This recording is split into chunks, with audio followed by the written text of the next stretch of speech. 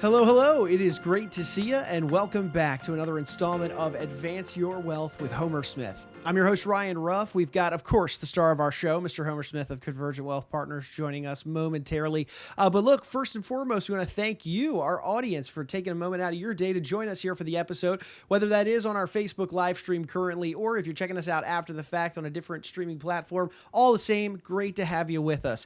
Now, I will say, for those that are joining us here on the Facebook live stream today, if you have any questions or any comments at all, that pop into your head as Homer and I are going through our conversation today, feel free to chime in during, in that comment box below. We'd love to hear from you, answer a question maybe if we have some time towards the end, but we'd love to hear from you, hear where you're watching from, and just engage with you overall, because we appreciate you being here.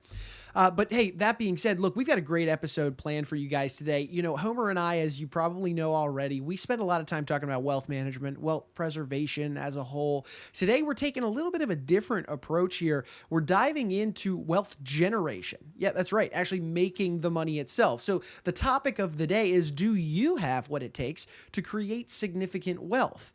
So to kind of frame it for you, research shows that entrepreneurship can be one of the most effective ways to become wealthy overall, right? But it takes a lot more than simply being a business owner to generate wealth. I think that almost goes without being said.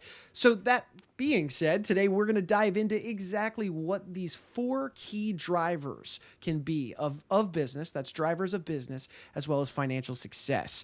And these are these four key ingredients, if you will, that can, propel a business owner to find success and generate that level of significant wealth. So with that, let's go ahead and bring out Homer to get today's conversation started. Homer, how you doing today? Good to see you.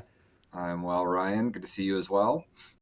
Great to have you back, as always, here on the show. And I'm excited about today's topic because it is struck from a different vein, if you will. We're talking about wealth generation today, but, being an entrepreneur, that's something that you're also familiar with. I mean, hey, here you are at Convergent Wealth Partners. You've walked this walk. So let's start though. Yeah, I wanted to actually point that out, and why I really like this topic is, the beauty of working with business owners as one of the primary groups of clients that I work with is, I'm a business owner as well. And so learning what other successful business owners are doing to generate that wealth, to create that success within their business, it's great because, I'm constantly learning and trying to figure out how to be better within my own business. So these types of topics are great because it also forces me to examine, what am I doing? Am I doing everything I need to do to create the same kind of success of the business owners that I'm working with as well? So I really enjoy this topic. Sure. Yeah. It's true collaboration between you and your clients going on at all times. And we know that from our past conversations, but Homer, to kind of get us started here, so there's a strong case, right, that entrepreneurship is really this true generator of significant wealth, correct? Like, to walk me through why it's entrepreneurship that seems to be this hot topic when it comes to creating wealth. I think most business owners are aware that probably the most likely path to significant wealth is entrepreneurship, creating a business or improving on an existing business. And, maybe the easiest way to see that is if you look at things like the Forbes list each year, other groups that put together, lists of the wealthiest people. Most often the wealthiest people are those that created or improved upon a business. So I think it's, while it's not the most certain, it's not certain that, being an entrepreneur is going to lead to that significant wealth. It's the most likely path to creating that kind of significant wealth. Roger that. And now, if entrepreneurship alone isn't enough, then Homer, what are some of the best practices that you see entrepreneurs, doing on a regular basis that makes them wealthy and highly successful? Yeah, I think the first one is a really deep commitment to achieving success or achieving that significant wealth. The second part is the business model. Is it a business model that can lead to that kind of wealth? The third part is you need to have really great relationships throughout your business as well as those surrounding your business.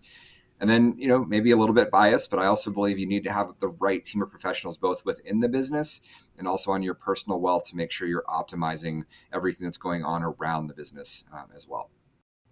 Sure. I mean, there's not enough that can be said to having an effective team around you. And because that way it's, as the business owner, the entrepreneur, they don't feel like they have to wear all the different hats, and be experts on a massive amount of different subject matters. They can trust their team. They can, really lean on their given expertise, their degrees, their certifications, all the things that comprise a good team.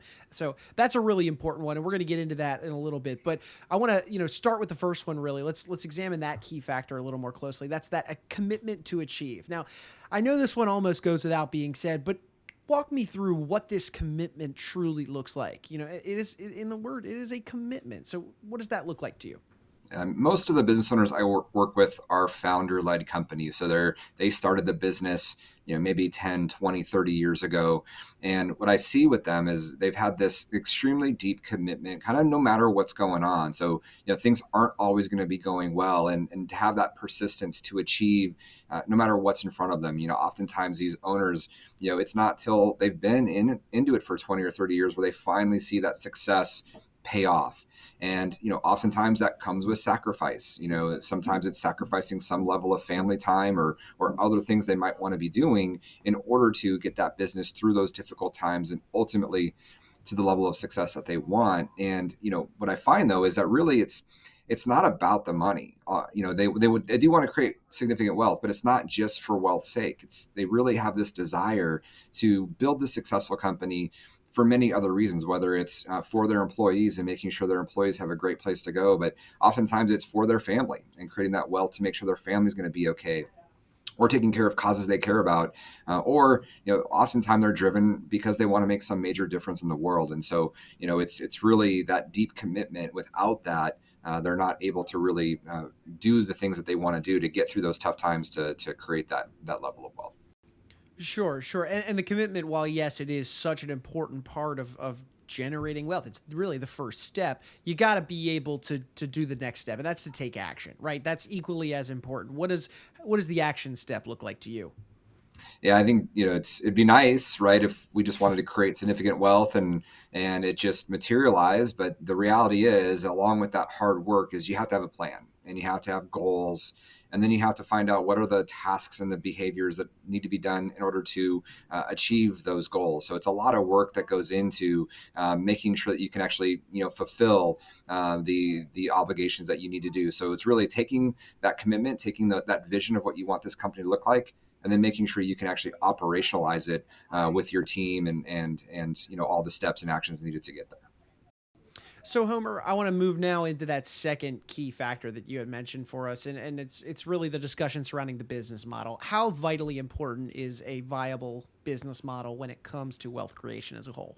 Well, it's critically important. In the work that we do with our business owners, we're helping them evaluate their business from a lot of different angles and directions. And we really look at 18 different value drivers within the business. And quite a few of them are really wrapped all around this idea of the business model. Do they have a differentiated product or service? Are they in a niche market that allows them to, have some advantages that they wouldn't otherwise have?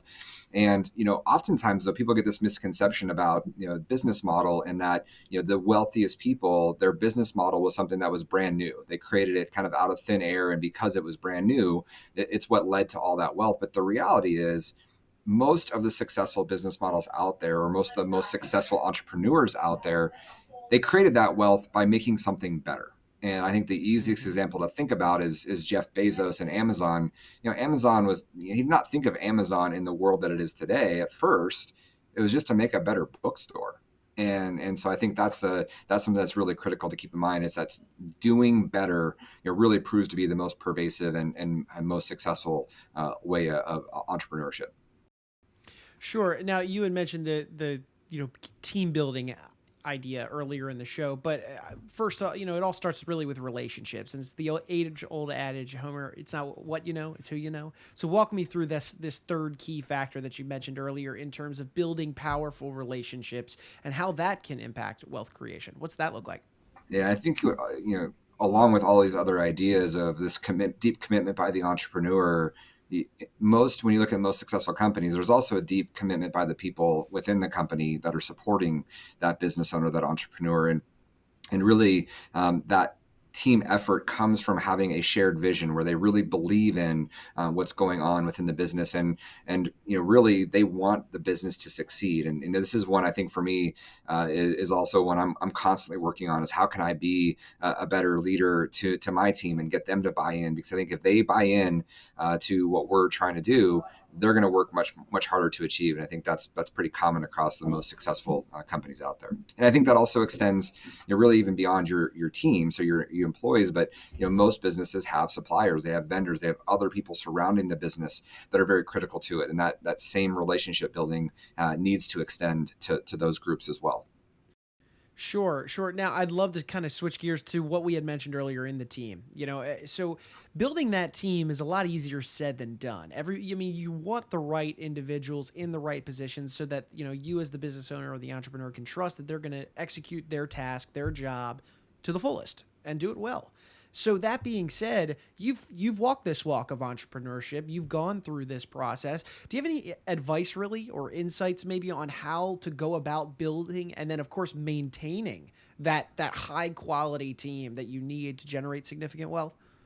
I mean, the best advice I can give in what I see, not only around creating good teams, but just achieving goals in general, is this idea of living in alignment. And so, the business owner, entrepreneur is going to have this vision, this idea, this goal of where they want to take the company. And they've got to make sure that the individuals working for them are aligned with that vision, and that their individual goals are aligned with that. So if you can do that, if you can help them achieve success individually, and that's aligned with their own self-interest, and that self-interest is aligned with the company's success, that's going to be, to me, the biggest connector to how to build those relationships and have them win along the way as well. Roger that. Now, Homer, the fourth really key driver of significant wealth here is just this willingness to engage with the right professionals. Now, this is an interesting one because when you're first starting out as an entrepreneur, you need business. You need to be able to do that to keep the doors open, to keep your employees, paid, so on and so forth. But engaging with the right professionals, meaning generating the right relationships with clients, working with the right companies. It all sounds good, but in theory, it's a little more difficult probably than it is in terms of just easily being able to be achieved. So explain this key driver a little bit more to me, please, because this is a tough one. To me, this really is pretty critical. Again, I think I mentioned earlier, I'm a little biased because I am in this world of supporting business owners achieve their goals, both professionally and personally. But to me, I think that this is pretty critical, because I think most people look at wealth managers, financial advisors as focused on investments, and I think we do a good job of that. If we do a really good job, and let's say we helped our clients get an extra 1% rate of return every year on their investments, that could translate to tens, hundreds of thousands of dollars, maybe seven figures over time if we do a really good job over a very long period of time. But if we can help our clients grow the value of their business by taking the risk out of it, helping them look at their business from how to create sustainable profits and cash flow, how to create sustainable growth, and ultimately how to defend that equity by looking at their business from the eye of a buyer and addressing the key issues within their business. If we can help them improve the value of their firm by 20-25%, that could be easily millions of dollars of value added in there. On the other side, on their personal wealth side, looking at things like wealth enhancement and looking at taxes and how do we reduce their overall tax burden, again, not only short term, but over the long run, could have significantly more ultimate value to that business owner entrepreneur than an extra rate of return could. Wealth transfer, how do they successfully transfer their business to the next generation or to an outside buyer, and transfer their wealth to the second generation within their family. From previous conversations we've had, a significant amount of wealth is often lost by the end of that second generation. So how do we help them preserve that? Asset protection, wealth protection. How do we help you, all this wealth that you've created?